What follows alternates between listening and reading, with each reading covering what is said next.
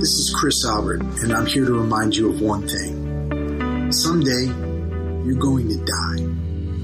Now, that's not some morbid statement or scary idea. It's a solid fact. Your time here on this earth is limited. And you need to be reminded of this as much as possible for one simple reason. To live your best life while you can. This is the Warrior Soul Podcast.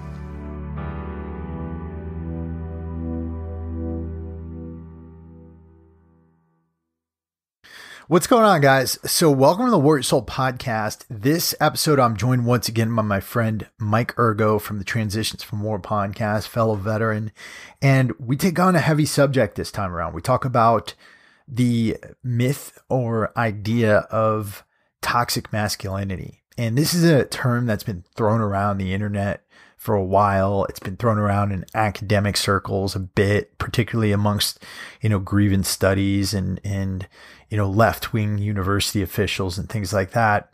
And it's a term I have a real problem with, because I think we've got a generation of men who are growing up and, we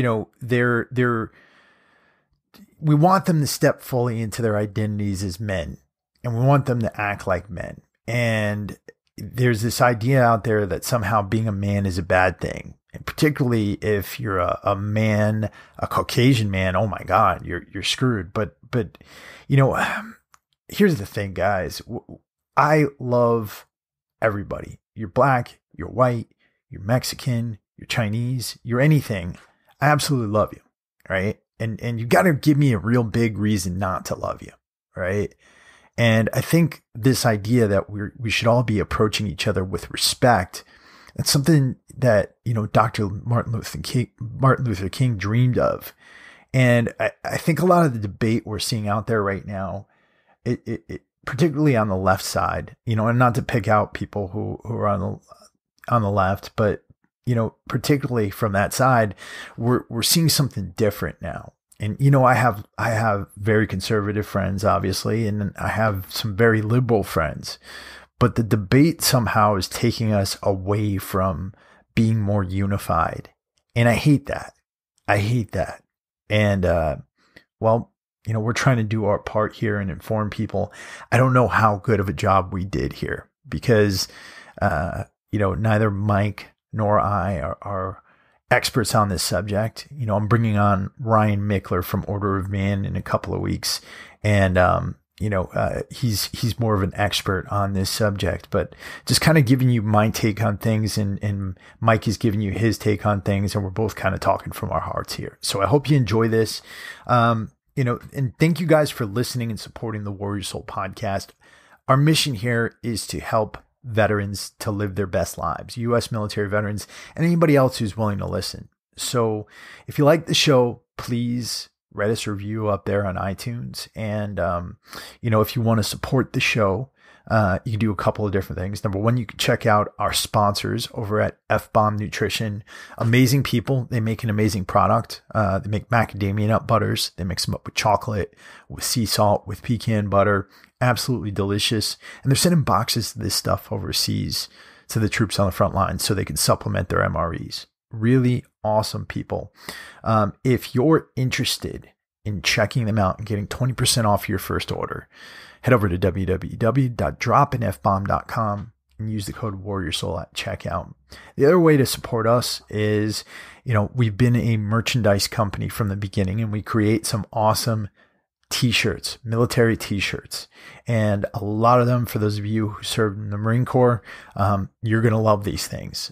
So if you want to support the show directly and you want to get an awesome t-shirt in return, head over to warriorsoul.shop. And with that, I won't keep yapping. Let's get into this discussion about whether or not toxic masculinity exists with myself and Mr. Mike Ergo from the Transitions from War podcast. What is going on, everybody? Welcome to the Warrior Soul Podcast. I'm here with Mr. Mike Ergo, and we are on, what show is this that we've recorded together? Ooh, this might be 5 or 6. I'm losing track. Yeah. And we have yet to come up with a name for the network, but we're working on that one. But Mike, how you doing, man? I'm feeling good today. I got some good sleep. I had some gnarly workouts yesterday, so it's always nice to know you can recover from them with decent amount of sleep. Yeah, man, my workouts have been so. You know what I mean? My run's been good, but my weight training workouts have been so. And I think it's because it's getting to be warmer out, Yeah. and I want to be outside. You know what I mean? Ah, So I'm in the yeah. gym. I'm like, deadlifting. I'm looking at this asshole over here trying to flex. I want to be outside looking at some squirrels running. But Yeah. That's where my training really shines. Even when it's raining, I like being outside. I yeah, love it. yeah, exactly.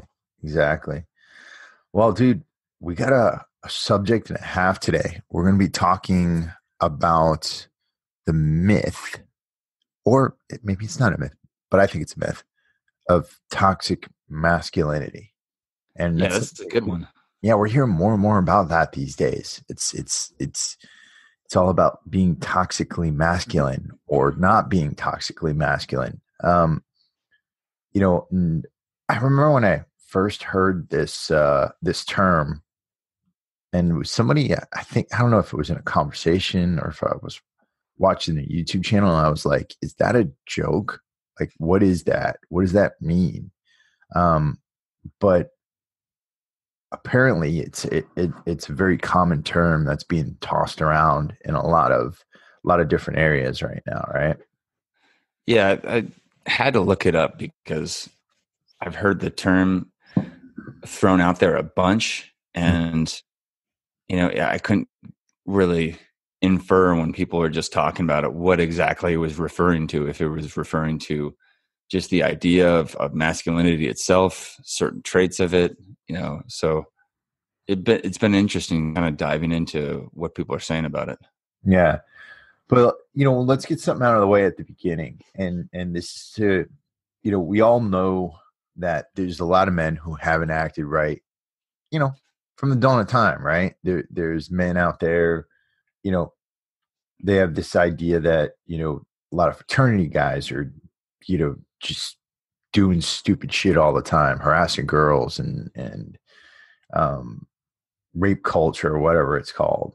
And I here's the thing about it, because I've been around college campuses a lot. I've been around fraternities. I've been around a lot of different types of people, and I think that when people are referring to that culture there, that idea of men as being this disgusting creature who's out there, just for sex and all this other stuff. I don't consider that masculinity at all.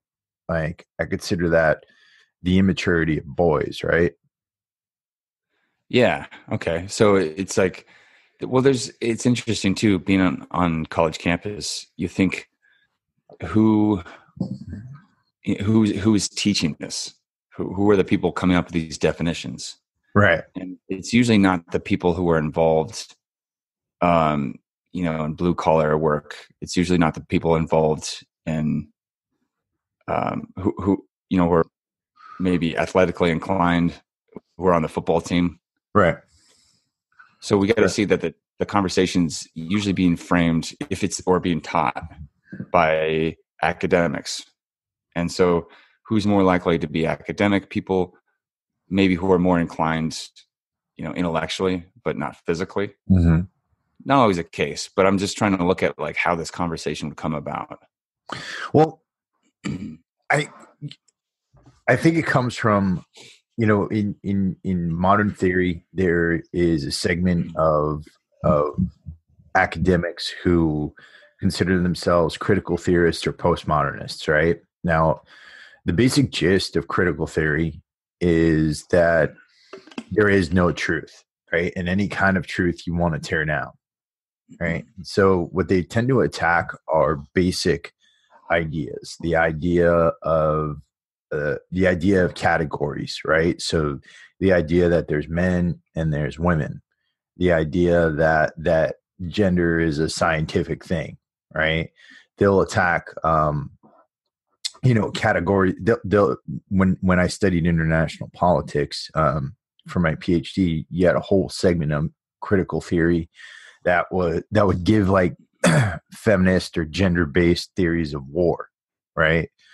And it'd be interesting to read this stuff because it was always looking for the patriarchy involved, right? So there's this idea of patriarchy, and in critical theory there's always somebody who's oppressed, and then there's somebody who's an oppressor, right? So Right. the patriarchy are men, right? And they tend to be like white men who are oppressing everybody else and creating war and doing all this other stuff. That type of theory, it quickly devolves into finger pointing and blaming, and doesn't really create any actual scientific reference. In fact, they think that science is part of the patriarchy. And when you try to prove something scientifically, you're actually oppressing people, right? So that's how they get around all that. And they're able to make up stories, and they're able to get them published and things like that. But that's where this really comes from. I see. Yeah. So it's interesting. So that science can be used just as a tool to oppress other people. Well, it's not even science. It's a revolt against science. It's saying science doesn't exist. And right. Yeah. Yeah. It's just like from that theory, it's just been a tool for some people in power to oppress other people. Right. Okay. Well, it's interesting because the more I dive into this, it seems like it's more of a conversation of extremes. And it seems that this conversation is coming up a lot more now for a few reasons.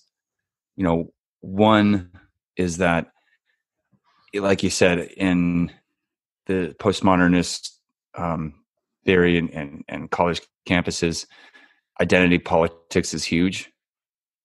So if you can be part of an oppressed class, and I can even see people trying to get veterans to buy into this. But if you can be a part of an oppressed class, you have status. So it's like a new way of establishing a hierarchy of who is the most oppressed person or a group of people. They can have the higher status. Right. And even beyond that, you and I, as white, heterosexual, cisgendered males, are supposed to hate ourselves and want to set ourselves on fire. And if we don't, we're considered part of the problem. Yeah. And the interesting thing is I've looked into this, and it looks like I see it in the same way that we see liberals and conservatives shouting at each other from, almost like a verbal trench warfare here across the chasm. I see this as a conversation too, that the only sides I've heard is there is on one extreme, and there is no such thing as toxic masculinity. On the other side is, all masculinity is bad. And so then people shout at each other like toxic masculinity is masculinity. And the other side saying, no, there's nothing you're talking about, that there is no their argument here. Well, and this is the thing. I think that, number one, I think masculinity is definitely under attack, right? Oh, yeah, for sure. And I think that the big thing about this idea behind toxic masculinity is that, there's the way our kids are getting educated these days, right? The way that our culture is being brought up. I mean, the idea that you're supposed to be like act like a man, or behave like a man. I think that whole concept is under attack too. And it sucks because what we're seeing is a lot of young people who are afraid to step into their identities as men. We're seeing a lot of young people who are afraid to really, act the way they should, because there's so much against, you actually taking up that role. If you're taking up the identity of a man in the society right now, you're literally putting a target on your back and saying, hey, fuck with me, mess with me, do whatever you want. Right. And that kind of sucks. But and so a lot of people are afraid of stepping into that role. And I don't know where that's going at all. It's interesting. It's the interesting part of this is that, yes, I think that masculinity is definitely getting attacked, and I think it's energy that's being misdirected, because you're right. I think there's a lot of fear around, especially with, I think as a result of the Me Too movement coming up, that everyone's afraid of being accused as having harassed somebody. And so that men and women are now interacting fearfully because, excuse me, guys don't want to be accused of harassing anybody. So a good analogy is like, in baseball, getting up and just trying not to strike out versus just trying to get a hit. And so everyone's afraid of fucking up so badly that they're going to back away from what it means to be masculine. Right. But and the interesting, even us here, we're like tumbling over our words because we're kind of afraid of what's going to happen. You know what I mean? But like, I think it's interesting because, if you say that there are two sexes and that they should act differently, that's a revolutionary thing right now. Yeah, it is. That just even saying that men and women are different could be setting yourself up, like you said, to be a target. So I looked on a website. I just Googled toxic masculinity, and then there's this website, tolerance.org, and they said that the term was based on studies that focus on violent behavior perpetrated by men and describes a behavior, not just masculinity, but a behavior that results when expectations of what it means to be a man go wrong. So they seem to be talking about just misidentifying masculine qualities and attributing just aggression to being masculine. So the more I looked into it, it seemed like it wasn't what I could see, that the term is probably being misused by a lot of people to describe all masculine characteristics, but it doesn't look like that.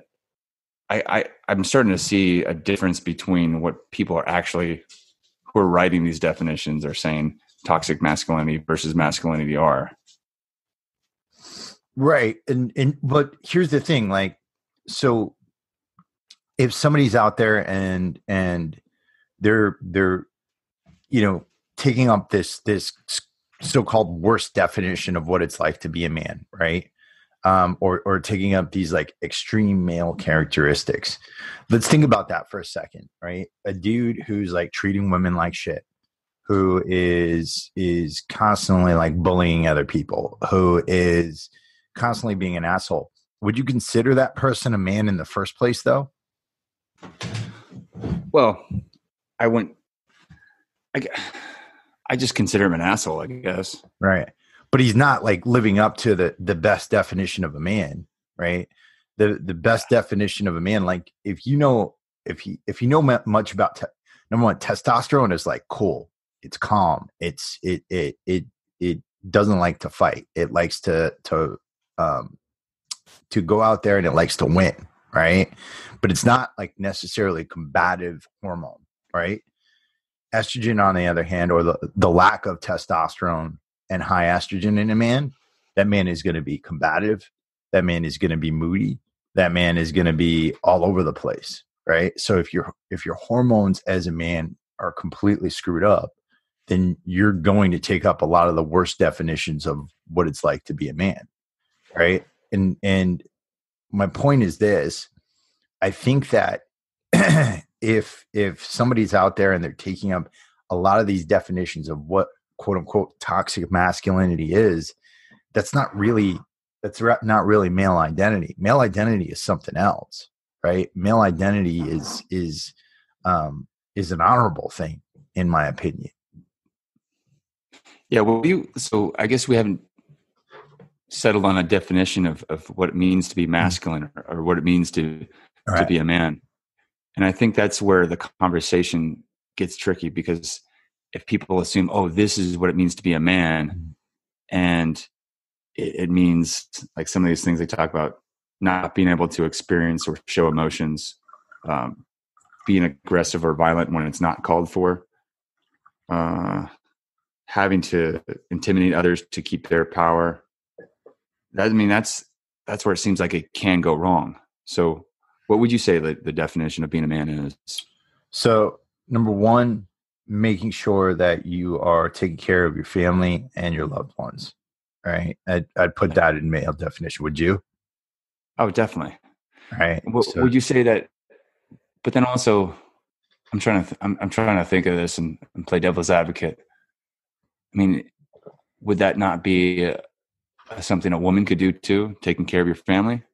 Yeah, but it happens in different ways, right? Right. It happens in different ways. So I think in a lot of people would find this very controversial statement. I think that for, a family, there should be both male and female energy. And I say that as somebody, I never had a dad growing up, right? I never had a dad in my life growing up. And I think that having both male and female energy in your life as a child is something that I think would, is essential, right? Because I always tried to find that male energy, right? I always tried to find men who could mentor me, who could try to teach me different things. And luckily I had a grandfather, but without that, I would have been lost.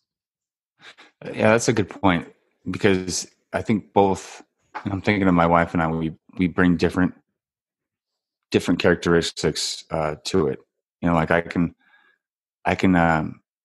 help. Like my what I bring to it is to help my son, especially, and my daughter, handle adversity, handle pain, handle struggles with a sense of dignity. Mm-hmm. And not to say, I can't be comforting, but that's where my wife comes in. She's very nurturing. Right. And my kids crave that primarily from her. Right. So the ability to deal things, in more of a calculating fashion. Right. And I think that's knowledge that's really important. And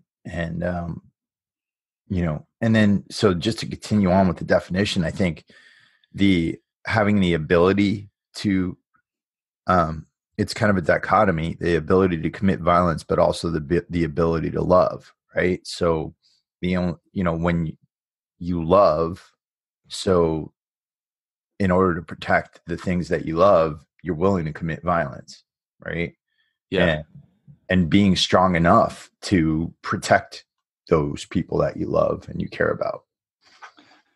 So, yeah. And so it sounds like we're also talking about strength and leadership too. Mm-hmm. What's interesting about this is that I think where we differentiate, that, at least in my mind, where I see the term toxic masculinity referring to is people who are weak leaders. Like you think of the characters in any kind of action movie where you have the hot-headed person who's quick to flash a gun versus the person who knows the situation and is a pro. You think of like the guys who don't need to pull out their gun. They just need to let people know that there is a gun there. I mean, think about strong leaders versus weak leaders in the Marine Corps. You know what I mean? Yeah. Like weak leaders, they go around screaming, yelling, all kinds of shit. And those are the first guys who are going to get lost on the land nav course. You know what I mean? And then, um, and then there's a lot of guys, strong leaders come in, they're cool. They're asking questions. They're trying to learn about their Marines. They're trying to learn what drives their Marines, and they don't have to use fear. And a lot of these guys, the strong leaders, they don't hardly ever yell, and when they do, you screwed up, right? You screwed up, and that in my mind is a much better idea of what a leader is and what exactly. a man. So somebody like, I think of the leaders who, you got the ones who scream a lot, and eventually people just kind of get attuned to that, just get used to it, acclimatized to that yelling.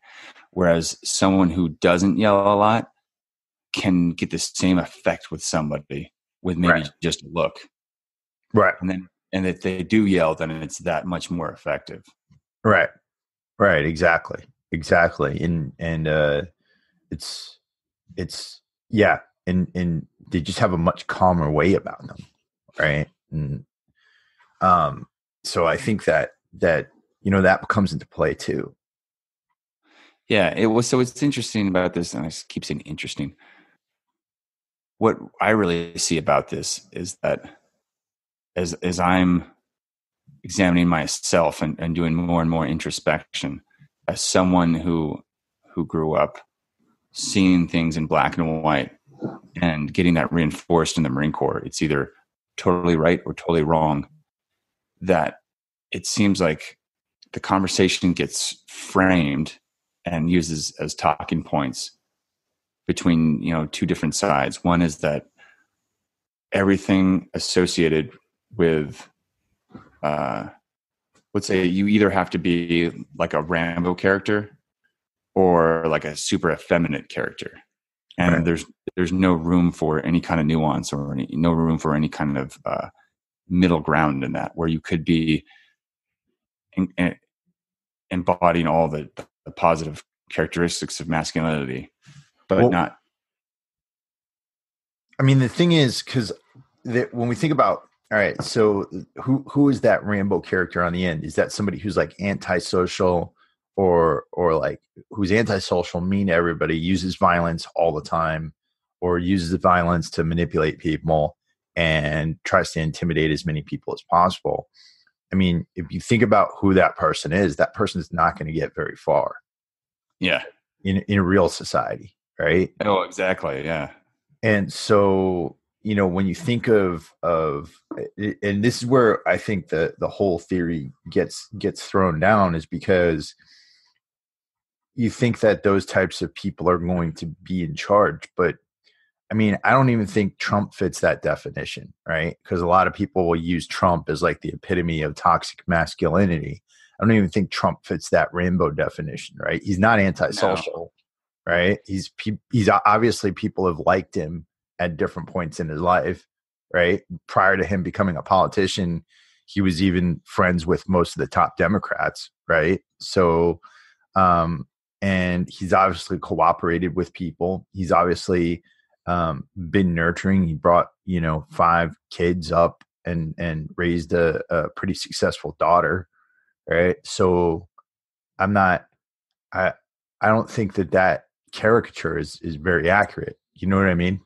Well, I don't see him as very masculine, because he's never had Well, that's true too. I mean, he also skipped out on characteristics. Right. He skipped out on his duty in Vietnam. He didn't serve in the military. I don't see a lot of our presidents as very masculine, to be honest with you.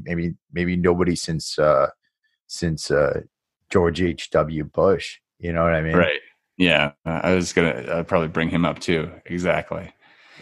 And so that's an interesting contrast. 2 leaders, right? Because George H.W. Bush, you look at him, he was very quiet. Right. Very like, and I mean, the guy definitely did his duty during World War II. He had a completely different leadership style. So those are two different kind of characteristics there, right? Yeah. And I think what we're getting towards is that when we start confusing, like you said, antisocial characteristics Mm-hmm. with masculinity, and that's Right. where it gets thrown in. That's maybe what we could call as toxic masculinity is just antisocial or narcissistic or just cruel tendencies. Right. And it's just people not understanding if people embody that, it's a failure of their role models or people providing that instruction on what it means to have strength, but know how to use that appropriately. Right. Right. And I mean, I think, yeah, I think in a lot of ways, and you kind of just alluded to that with the Trump example, but toxic masculinity isn't masculinity at all. It's something else, right? Or what they're alluding to toxic masculinity as, right?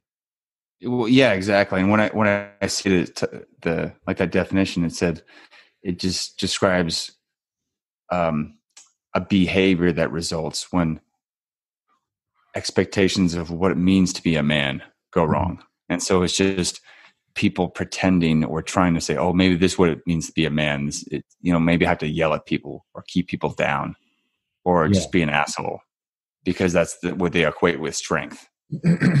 So you think, in order to really get to what we don't want to act like, do you think we should try to define what masculinity is and what we do want to act like? Yeah. Yeah. And I think a lot of this will intersect with leadership and the ability to regulate oneself. Right. So right. I think it has to do with, and I thought about this as we're talking. I've never really defined what it means to be masculine, but you look at the differences between men and women. Men, I say, are more likely to want to compete with each other. And I look at the biological basis for this, with different animals. Like you hear the term peacocking, male peacocks will display their feathers. And you look at these, if you watch like Planet Earth or any of these different nature documentaries, how you see the different like rituals that male animals will go through to win over the female so they can reproduce. You see that with men too, whether it's through sports, through fighting, whatever kind of displays there are to win over females, right? And so maybe we can talk about, okay, that's part of our biology, the fact that men are doing this. I don't think this should be condemned, but I think if we understand the context of it, then we can say, yeah, that's a normal thing. That shouldn't be demonized. Yeah, and I think we also have to look at the multiple reasons why men do sports, right? Like sports, like if you play football from the outside looks like a very violent sport, right? I mean, yeah, it is, right? You're hitting people and everything like that, but it's also a highly cooperative sport. It's a sport where you're learning how to, if you're, let's say you're blocking for an individual, you're learning how to protect things you care about. You're learning how to protect that individual, right? You're learning how to operate as a team. And if you don't operate as a team in football, you're going to get wiped all over the field, right? Right. It's an extremely cooperative sport. So, I mean, even though it looks violent from the outside, I mean, it's really, in my mind, I learned how to care about people through football, to be honest with you. It was like kind of like my first real cooperative effort as a kid. Yeah. And I think that so someone in playing a sport has an opportunity, just like they do being raised from a boy to a man, that you can take away different things depending on where your focus is, or depending on like how your coach or your mentor or your role model shows you. Yes, there is a violent aspect, but in the same way that somebody could potentially join the police force because they're like, hey, I just want to shoot people. that person's probably not going to get far. But those Right. people will join for those motivations. It's the same with the military. I've seen them. I think the stats are about I don't know, maybe 2 or 3% of people who join because they're antisocial, and then that's an acceptable way for them to enact violence. Right. But the point being that I think as leaders, we can help younger people. We can help other people define what it means to be powerful, but be responsible. You can easily take away two things from football. Either one, that it's really violent and it's just bad, or that, like you said, it's about cooperating to achieve a common goal. Both things are there, but it's where you place your focus. Right. Right. Exactly. And what you learn from it. And even like in those situations where somebody wants to join the military to try to kill people, I mean, think about it. How quickly do those guys get found out? They don't necessarily get raised up through the ranks. Because being in the Marine Corps is an inherently social thing too. I mean, for Christ's sake, you're shitting in boot camp and there's no stall in front of you. You know what I mean? Like people are watching you take a shit, right? People see you naked. You're all up in other dudes' like faces while you're naked and shit like that. And maybe that sounds a little weird, but I mean, it's an inherently social thing. And so those people who are antisocial, I mean, they get found out pretty quickly and they're not necessarily raised to the ranks. In a lot of cases, they're ostracized. No, exactly. And the people who do rise up or hold power are people who can, as long as that they lead through fear alone. They don't inspire loyalty. And Right. I guess another definition or another part of how I see the difference between masculinity and this antisocial, what people are calling toxic masculinity.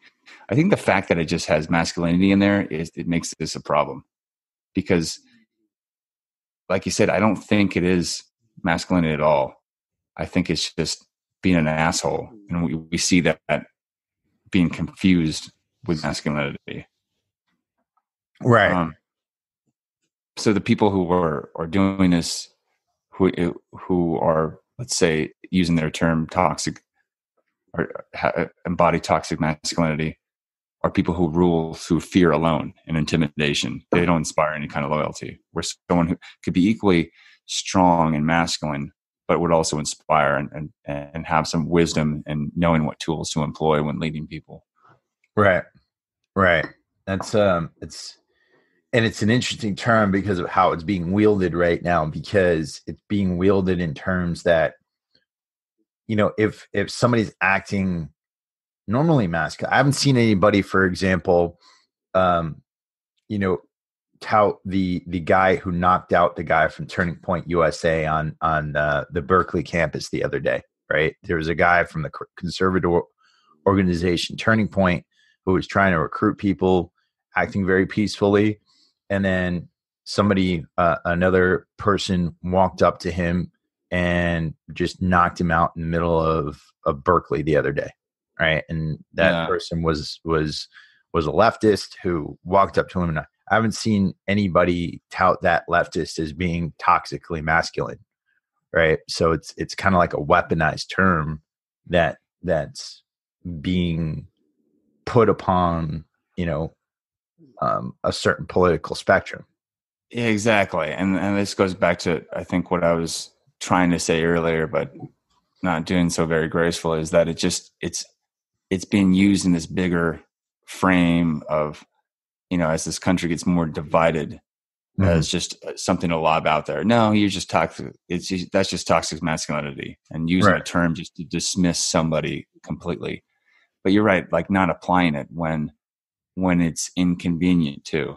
And that's, so if we're looking at, it seems to be framed more in the left versus right. If you look at virtue signaling and you look at when it's acceptable to do violence versus when it's not, we look at this, like you said, the different kind of riots in college campuses and Berkeley, and this idea of it's okay to punch a Nazi as long as whoever you define it. as a Nazi is you just define them like that. Right. Right. And that's an interesting thing too. That's another label that's getting thrown around, right? People are trying to compare, our current government to Hitler, right? And we're talking about somebody who murdered millions of Jews, right? And we're going to compare Donald Trump to Hitler. That's not a very accurate definition if you really think about it. And that term's just kind of getting thrown around. Yeah. So I think we could almost sum this conversation up as this is an idea that put into a term that you can just totally dismiss, a group of people, or you can totally dismiss someone just by saying, oh, he's just like you can use the term racist. Oh, he's racist, or she's racist. Oh, that's just toxic masculinity, as a way to dismiss somebody completely. Right. And the things that are thrown into the definition of toxic masculinity are all things that happen.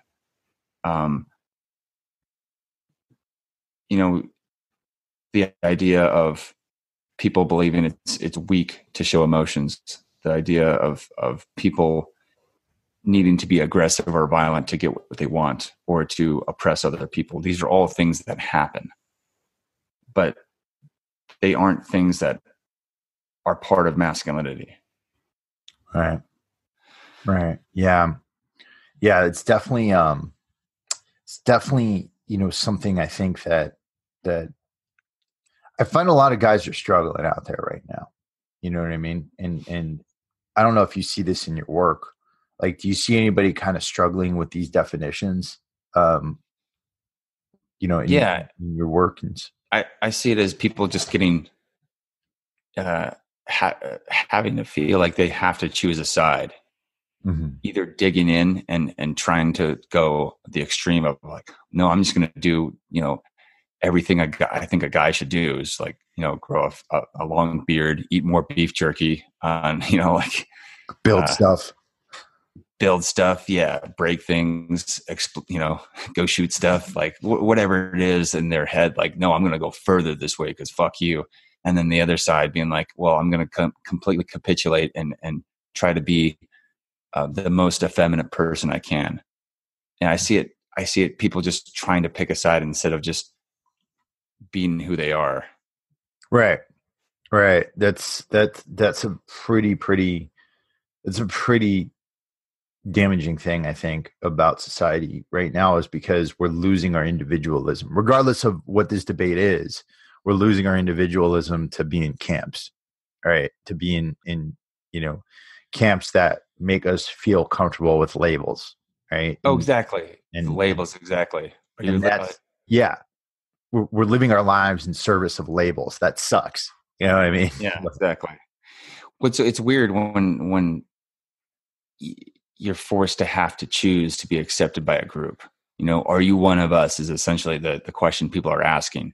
And people, in order to be accepted by a group, might compromise who they are because they want to be accepted by the group. Like, well, are you a Democrat?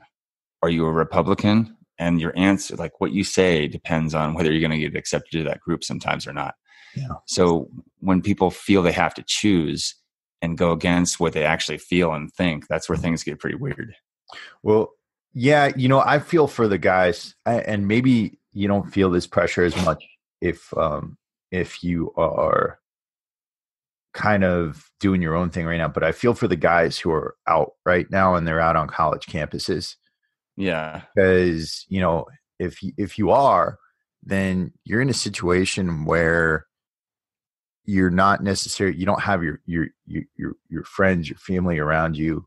You're kind of in a new situation where you're struggling to be accepted. You're struggling to figure out and find your way in this new and very foreign environment. And it's an interesting thing. I'm glad I'm not on a college campus today too. It's a pretty explosive environment. And I went to Berkeley, where we see all these, things happening like when they tried to get who was it, like Milo Yiannopoulos to speak there, and everybody fucking rioted. And were you there when that happened? No.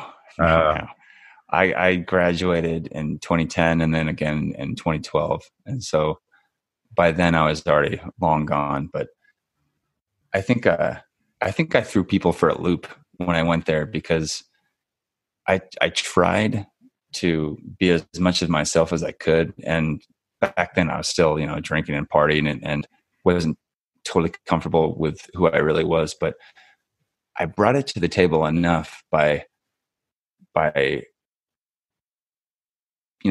was still a guy who liked to ride motorcycles, lift weights, go shooting, do these things. But I was also someone who was learning about how to sit in a room with people and allow them to express difficult things and feelings. And so if you imagine, I was in especially my graduate program of social work, you don't typically have, it's 90-something% female. And there's not, so if 10% male, but there's not very, hyper masculine guys in there. So I think that just the fact that my presence alone is like, oh, wow, maybe you don't have to choose and be a certain way to still embody, positive male characteristics. Right. I think at the end of the day, it's not about being a caricature. It's about being yourself. And I think it's about upholding values and sticking with those values, right? And even when it's hard, that's a big thing. Even when it's hard to stick with them. And if you do that, at the end of the day, you'll be in a much better position to consider yourself a man and be comfortable with the definition of being a man, I think. Exactly, man. I think it just goes back to JJ did Ty Buckle, right? Yeah. Traits of the Marine Corps: judgment, justice, decisiveness, integrity, dedication, tact, initiative, endurance, bearing, unselfishness, courage, knowledge, loyalty, and enthusiasm. Jesus Christ. It's funny. I only learned that shit after I got out, because it just ironically as a way to make fun of my other Marines. Well, so I ended up ironically learning way more like Marine Corps history and like knowledge than I ever did when I was in. I remember like the classes that, because when I was at Parris Island, I went to Parris Island in the summer, right? And so hot, like, and you're constantly like, you're in these freaking classrooms and you're packed in. Everybody smells, and you're just like sitting there. Yeah. And we're sitting there in this class, and this dude is up there, and he's talking about Marine Corps history. He's talking about all these different things. There's certain things that I remember because I was I was falling asleep, but I was in this like dream state. You know what I mean? Yeah. I was You're like in the twilight zone. eyes open. But there's so much that I think like I forgot because I was asleep, like I was mentally asleep. You know what I mean? Drill instructors, if you're listening to this, make sure that you're waking your Marines up before they go into these classes, or your recruits up before they go into these classes, because I don't remember shit right now. I just remember, everyone saying, "Hey, if you're tired, drink water or go stand up in the back of the room. Hey, if you see someone fall asleep, hey, give them a big slap in the back of the grape." And so and you just hear this slapping sound, and all of a sudden you look over and someone's just slapping some dude in the back of the head to wake him up, and they have this like, oh shit, surprise look. Yeah, there's always that one recruit who wanted to slap everybody else. Yeah, exactly.